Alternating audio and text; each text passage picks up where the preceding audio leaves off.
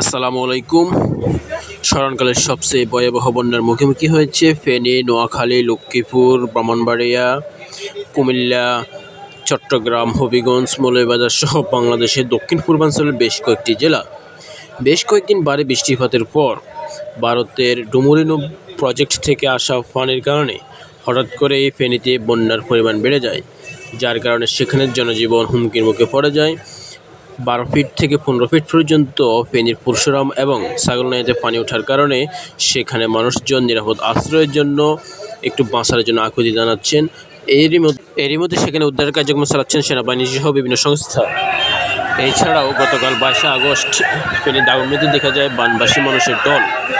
সেখানে দাগনভূঞাতে পানি উঠে না অনেক দিন, কিন্তু গতকালকে দাগনভূঞাতে পানির পরিমাণ বেড়ে যাওয়ার কারণে সেখানে সাধারণ জনগণ থেকে শুরু করে সবাই দাগনভূঞায় বিভিন্ন আশ্রয়কেন্দ্রে আশ্রয় নেওয়ার জন্য বড় ট্রাকগুলো করে সেখানে আসতে শুরু করে, যেখানে তাদেরকে সাহায্য করেছে স্থানীয় জনগণ, বিভিন্ন স্বেচ্ছাসেবক এবং বাংলাদেশ সেনাবাহিনী সহ নানাবিধ সংস্থা।